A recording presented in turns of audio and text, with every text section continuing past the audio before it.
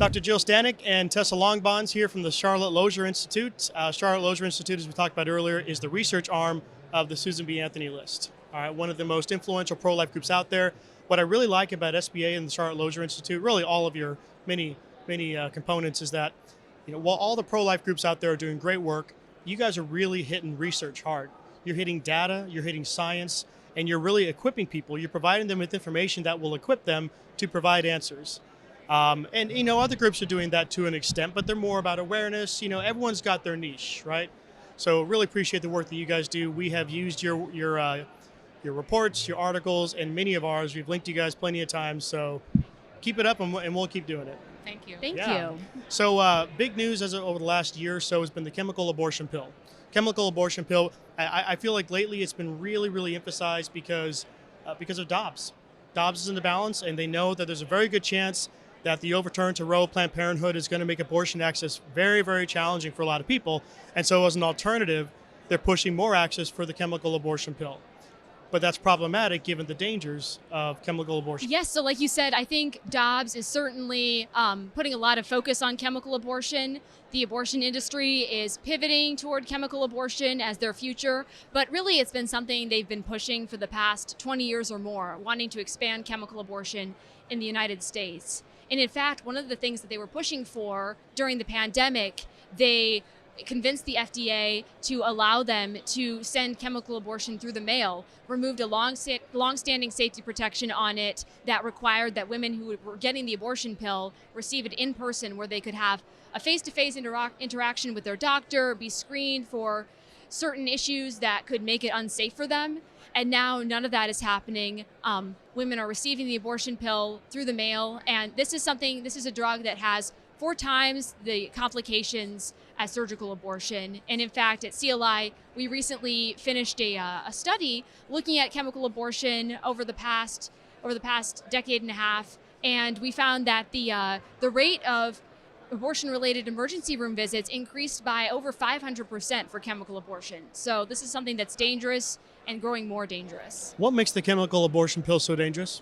Well, it has higher rates of different complications, like incomplete abortion, which is when pieces of the baby or placenta are left inside the mother's uterus, and hemorrhage. And so women have abortions that don't work. They have very heavy bleeding that sends them to the emergency room. And often they end up needing a surgical procedure to complete the abortion and to prevent them from having further complications. But then there are other risks too.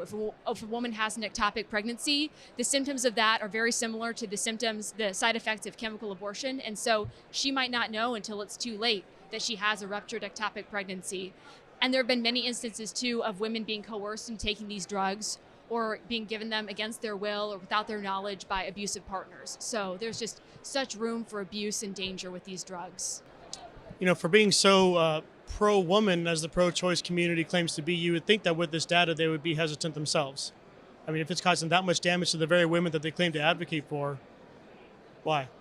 Well, that's interesting you say that, because actually the United Kingdom tends to be very pro-choice, but during COVID-19, they had taken similar steps as the United States and were allowing chemical abortion through the mail. But because there were so many safety issues, they were particularly concerned about coercion and abuse, they've announced that they're stepping back from that, rolling back that change, and are no longer going to be permitting chemical abortion by mail. So really glad to see that happening in the UK, and would like to see the United States follow the same path. Wow. All right.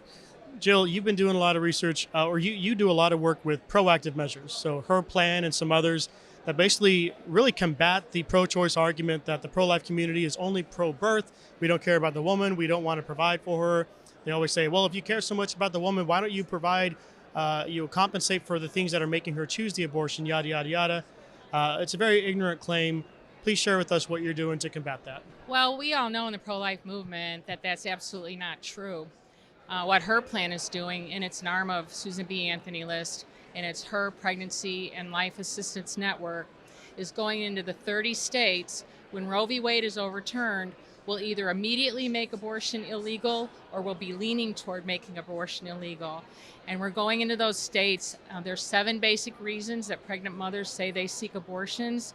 We're answering those reasons by finding assistance providers in those areas. life affirming in the state, making sure that they are licensed, that they will not ever recommend for abortion, and then putting them online so that a pastor in his office who gets a 15-year-old girl in who says she's going to be kicked out of her house if she doesn't get an abortion can turn around, plug in her zip code on the computer, and get her immediate help that he knows is going to be safe for her. Wow. Also, the other half of what we're doing is reaching out to the churches in these states, helping them engage, helping them to be better at being pro-life. We have a Pathways to Life guide that's online, herplan.org, and it's also available hard copy that gives churches over 100 ideas on how they can become involved in pro-life work, either on a very basic level or a more advanced level, but giving them ways to become involved when they might have been afraid to be involved before or not even sure how to be involved, but they want to be involved. So we're working both ends to make sure that when Roe is overturned, when a state makes abortion illegal, that the safety net that we know is there, that we will have connected all the dots and then made sure that the churches are there to help these moms too.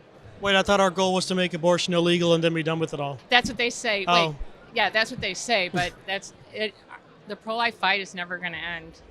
You know, some people say that when abortion is illegal, but there's always going to be something. Illegal chemical abortions by mail, there's always going to be something. The devil never stops. He's a bottomless pit of ideas of bad things to do. All right, ladies, thank you so much for your time. This was great. Thanks so much for Thank you, having John. us.